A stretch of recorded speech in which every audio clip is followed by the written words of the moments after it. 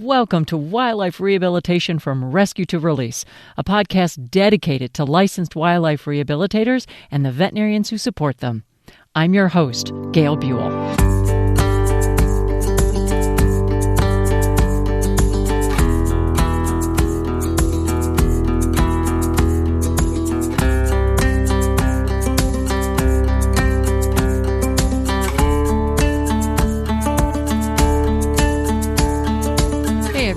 Today, I'm going to be talking to Debbie Sykes. Now, she's the director of the nonprofit Nashville Wildlife Conservation Center in Tennessee.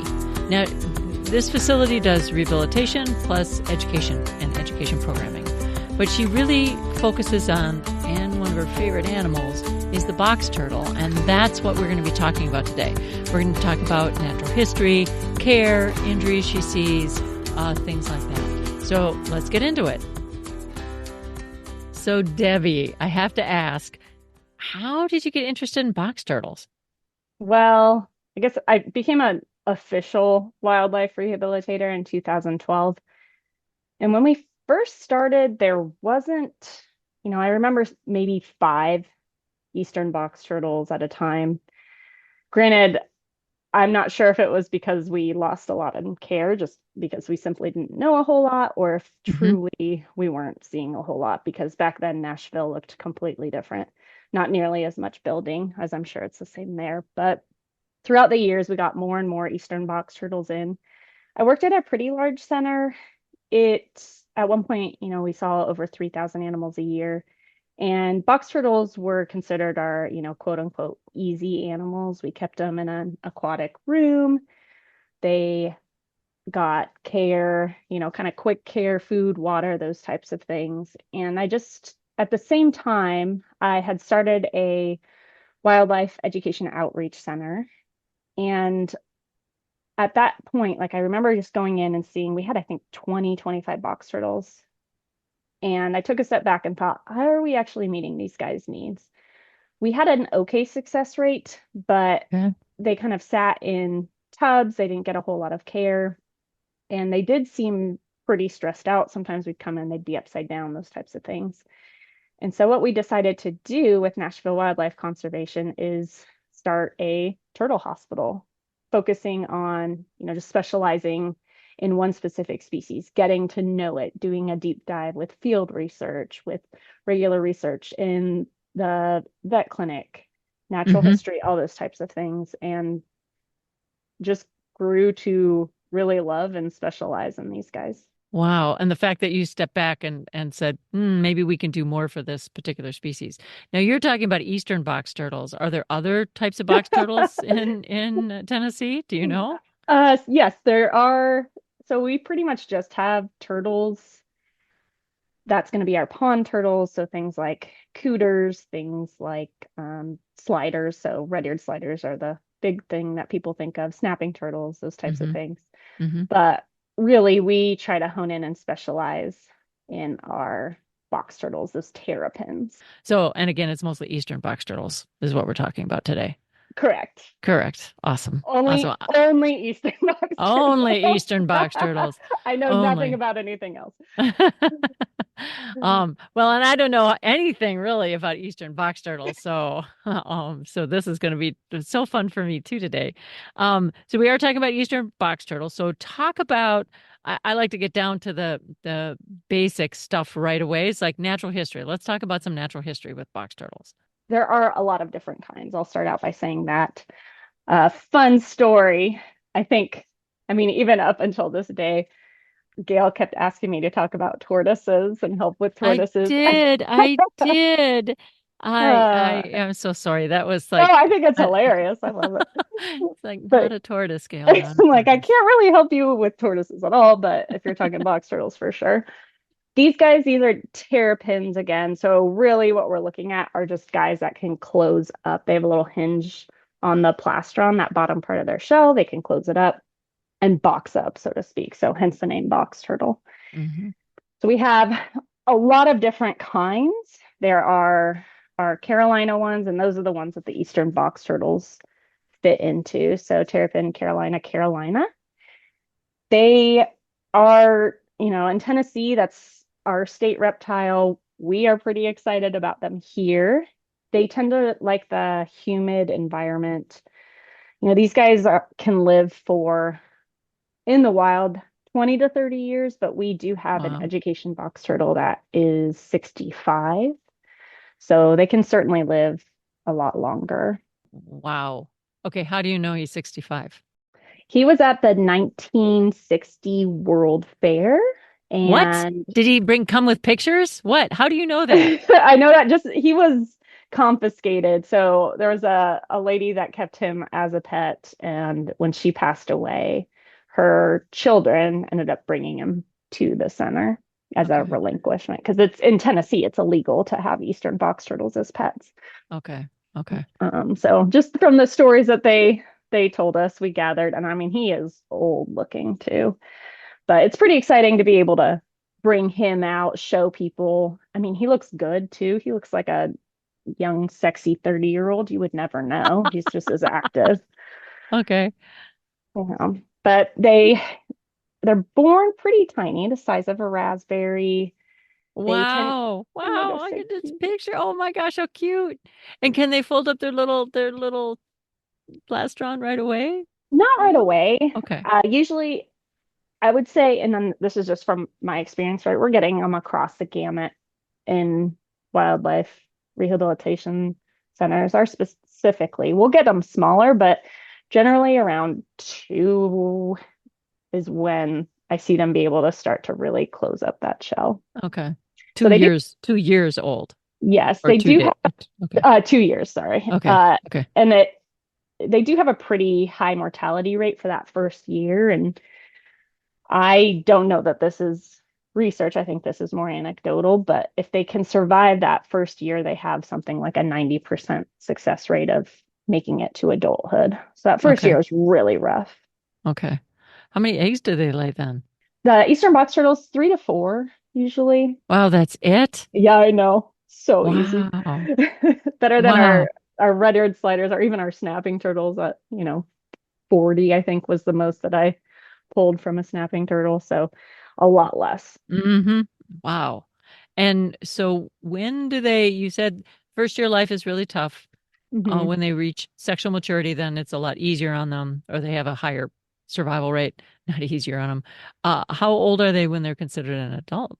Great question. I don't know that I know the answer to that, but generally they're reaching sexual maturity around 4 to 7 years old, and then Okay. they're fully grown about 20 years old. A lot of this, again, when we're going out, we're doing field research, it's hard to estimate an age, very similar to our adult mammals and things.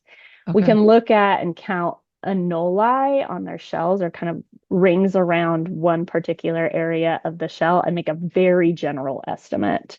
Okay. But Okay. a lot of this is really taken from captive turtles or turtles where we know Mhm. exactly how old they are versus what we're finding out in the wild. So, laying 2 to 4 eggs.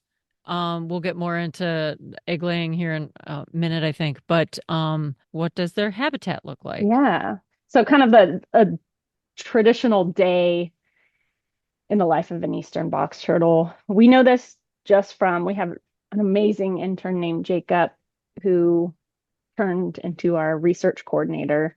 And Mhm. he did radio telemetry. He went out in the field and found box turtles for specific studies and really just following them, documenting the habitats that they're in, what time of day we're finding them, their movement, their patterns, their preferences, all these different types of things, getting temperatures and humidity from specific Mhm. areas and just from his document. So this is going to be specific to Tennessee.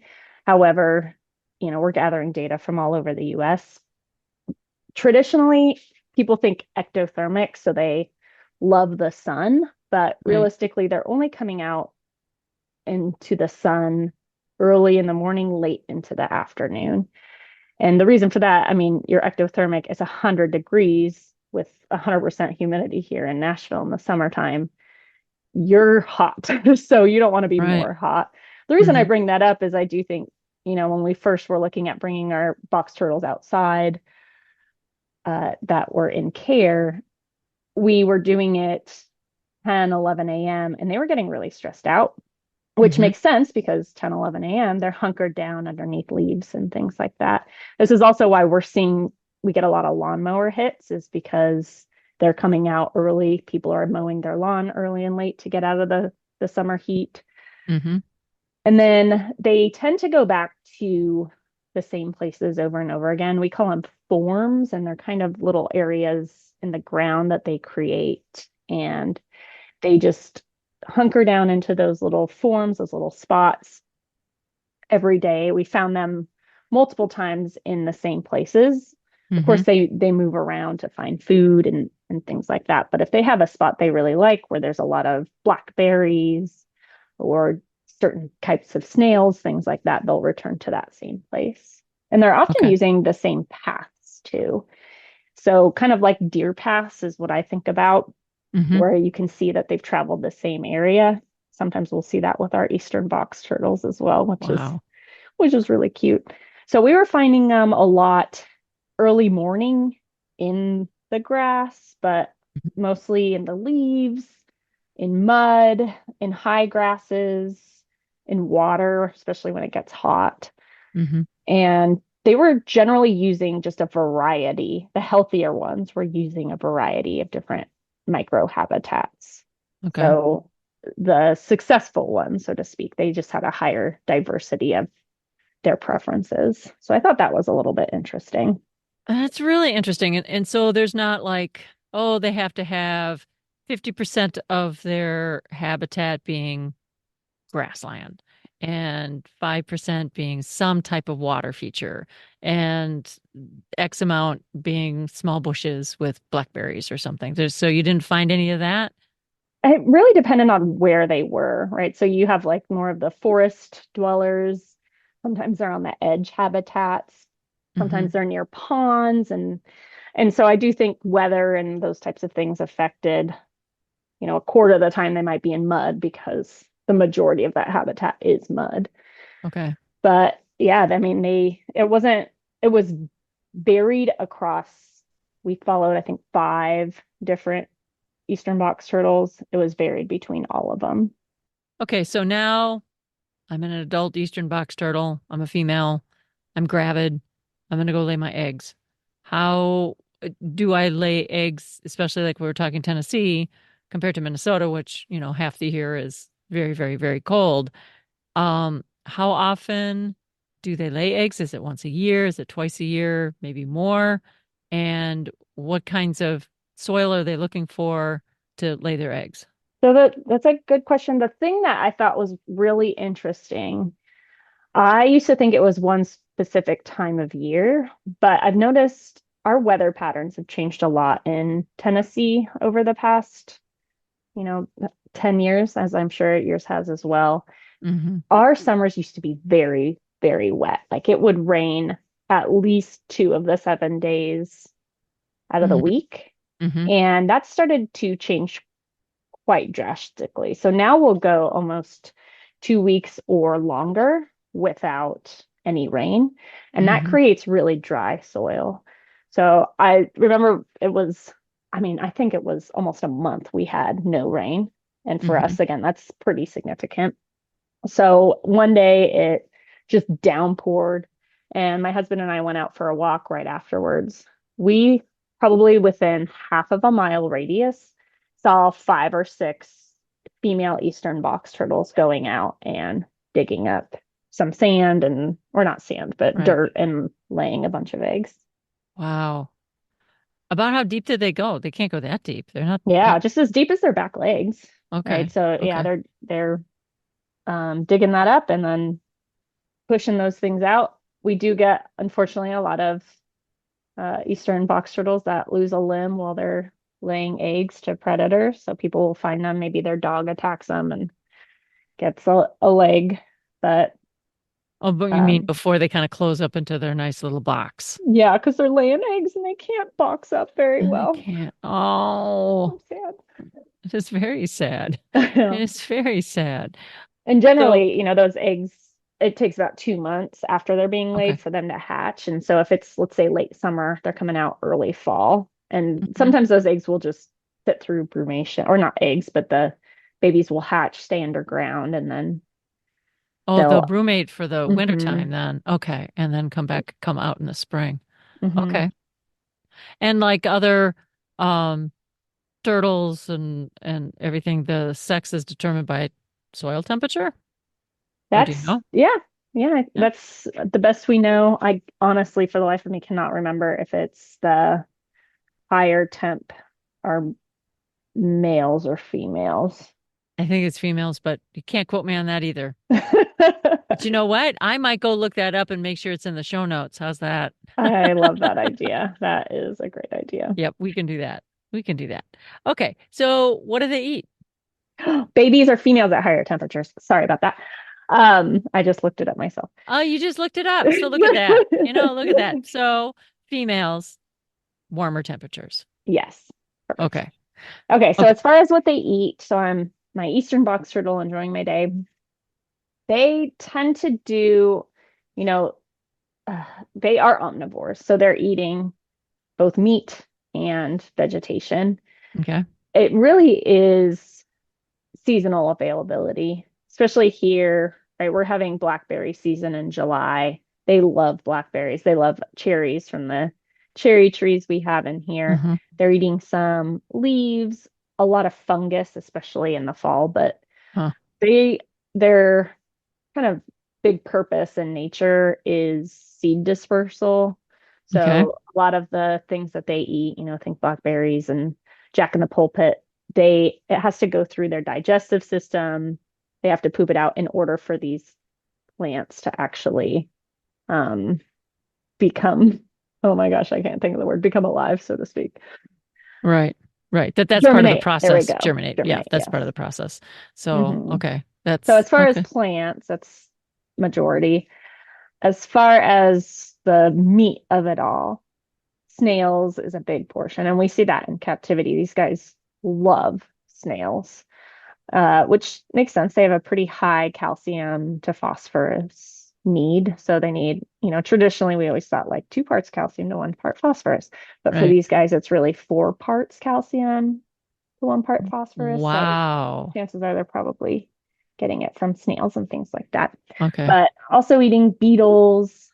They eat a lot of caterpillars. You can think of these guys have a really close relationship with the ground, all those different insects and invertebrates that you can find in the ground. The other cool thing is these guys can eat poisonous mushrooms, which Wow. I mean, we're not feeding them poisonous mushrooms in captivity, but Hmm. just they have a pretty important relationship again with the earth, like fungus and all those things are important to consider when we're keeping them in a sterile captive environment. I really like the way you reference it, that they have this relationship, a close relationship with the earth, a close relationship to the ground. I really love that perspective, that Yeah. it's a relationship. That's really, really lovely. So, okay, you're eating. I'm eating pretty much I have to eat every day. I don't like, raptors, they're a feast or famine kind of animal, right? Yeah, So, these guys are pretty similar. I mean, they're okay, not like they're obviously just like any animal. Their whole goal is eating to stay alive. But right. if it's 100 degrees and you're not near water, you're not going to go out and try to forage and find food. You're going to hunker down and go into like estivation Okay. to keep your body cool enough to not overheat.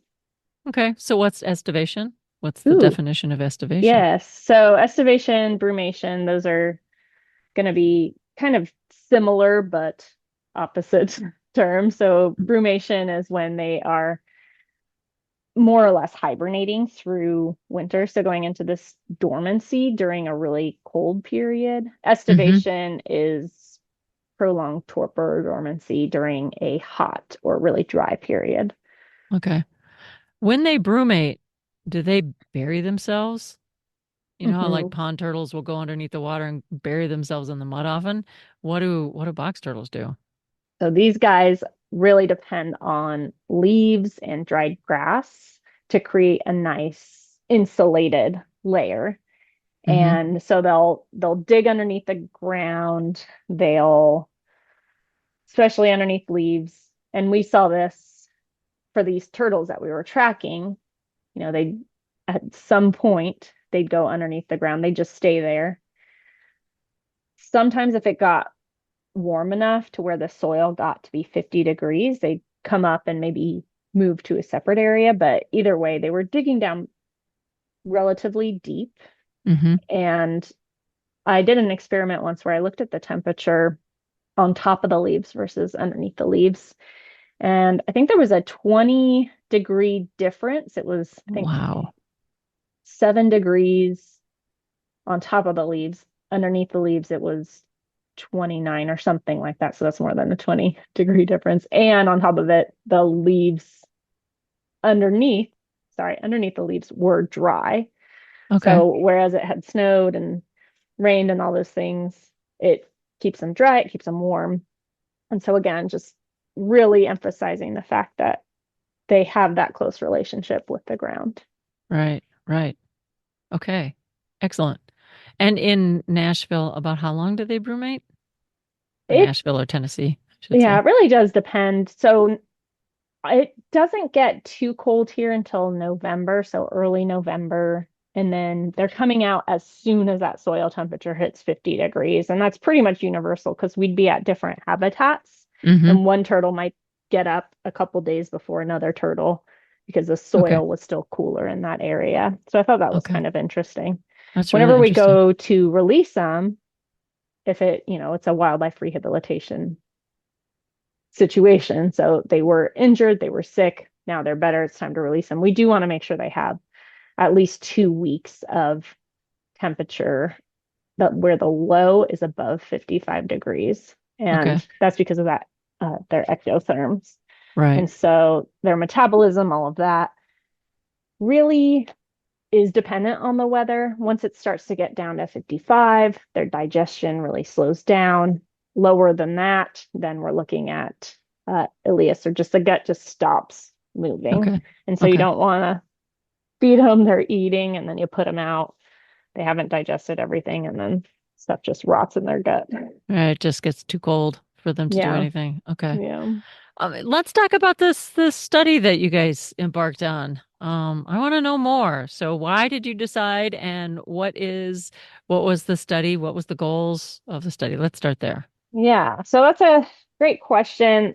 At the time, we wanted to, Nashville, I mentioned this earlier, it's changed a lot in the past, 15 years, really. It used to be a lot more open green space and forests, and we're seeing a lot of just destruction and construction, and it's putting a lot of animals out of their homes. Mm-hmm. Eastern box turtles, they thrive in microhabitats. So you can have them in an urbanish area, right? I'm in downtown Nashville, and we have Eastern box turtles all over my yard Mm-hmm. because they can thrive in a bush, and then they go to, say, a blackberry bush, and then they hide underneath a shrub. Like, they can Mm-hmm. do pretty well, but we're like decimating all the plants and trees and stuff over here. So they're losing their habitat.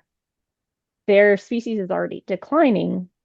We thought, like, let's look at utilizing soft releasing and relocating them and see if we can have a good survival time. So we had 2 wild turtles that we looked at, and then 3 rehabilitated turtles that we looked at, so that we could check out their range. We could check out all their different habits and habitats, and just how did our relocated box turtles compare to the wild ones. Mm-hmm. They, using the soft release pin, we tracked them using radio telemetry, and we kept them in the pen for a few weeks, opened up the pen so that they could come out, and they did really well. It ultimately did show, yes, we can do that. The question really becomes, should we do that? Because there are so many diseases that they can spread. Maybe it's something that's just dormant in them, and it's stuff that doesn't just affect other turtles, but it can affect amphibians, it can affect fish. Okay. And so if it's something that does get done, it does need to be done very, very carefully. Okay. So then so you went out, you put radio telemetry on them. Hmm. You would go out or your intern would go out in the morning to find them and Hmm. then kind of follow them all day. Yeah, so he Like would go. bring a little lawn chair and move it. That would be amazing. Uh-huh. That's a good way to spend a day. No, he'd go out different times in the morning, and the data that we would collect, it would be, what's the temperature, what's the humidity, what's the GPS location, what kind of Hmm. microhabitat are they in? What are they doing when you find them? Okay. We tracked weight, but really, as we moved along the project, we realized, oh, we can really look at kind of eye color and fat pads on their head to determine more of their health than simply looking at their weight. We tracked Okay, the size. we will come back to eye color for health in just a second. Okay, so keep going. You what else did you track? We tracked all those things and we just put it on a graph. And I'm happy to send that PowerPoint. We presented at Awesome. NWRA. So I'm happy to send that to you so that y'all have it. But I mean, for me, selfishly, the information I really enjoyed was how far they're moving each day, again, the habitats that they're Hmm. utilizing, and then specifically where in those microhabitats are they? We know, yes, they're underneath a bush, but what does it really look like from their point of view? So is it a huge bush underneath a bunch of brush? Is it just a bush out in a grass field? There's so many things that I think are important to consider to really understand what these guys' preferences are. Oh, yeah. I mean, their perspective is much different than ours. Standing way up and looking down, or even if we got down on the ground, we're still not going to see it's not the same. No, It's not the yeah. same. And I mean, all those other things to consider. Again, the humidity in underneath that bush. So yes, they like to be covered, but there's lots of places to go that has coverage. So is there something special about this one that the other places are lacking? Right. Right. So in general, what were your conclusions? What were your findings? As far as their preferences, the most important variable that they seem to prefer was that moisture, the approximate humidity. So again, we were going out, I mean, I would say at the earliest 7 a.m., but we weren't finding them really in the sun. By then, they were heading towards that little form that I had mentioned earlier Sure. for the day. So that shallow depression in the soil or the leaves to hide, to Hmm. cool off. Okay. Okay. Anything that you found surprising?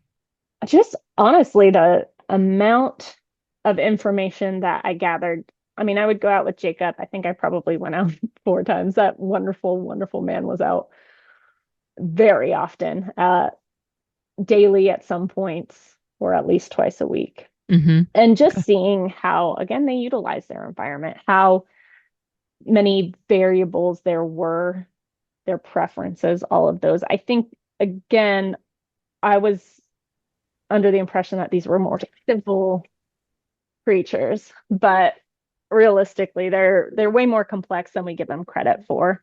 And I Hmm. think just being able to take that information really helped increase their ability to thrive in captivity. Ah, okay. Now I got to get back to the eyes. Mm. You said eyes and fat pads on their head. We can talk about that more when we talk about, rehabilitation, but eyes, how does eyes tell you health? North Carolina University, I believe, North Carolina State University, they have a veterinary medicine turtle rescue team, and they did a study that looked at more or less just looking at male turtle's eyes, and they Hmm. created a visual scoring system for looking at their eye color and then quantifying anemia in those male eastern box turtles. So the redder the eyes were, the darker the eyes were, Hmm. essentially the healthier the turtle. The paler the eyes are, Huh. essentially. the less healthy. And we see that quite often when we get in an eastern box turtle that, let's say, has a really bad abscess and hasn't eaten in a while. They tend to have pale eyes as they go through the whole rehabilitative process. Right before release, they have these beautiful dark red eyes. Oh, isn't that just amazing? It's in the eyes. It's in the eyes. I love it. I love it. Another question, which I didn't ask before, can you tell, well, I would love a description of what a box turtle looks like and if there's differences between males and females. The males do have the red eyes. The females have generally brown. We've seen orangish yellow. And then we have seen some older badass females with red eyes.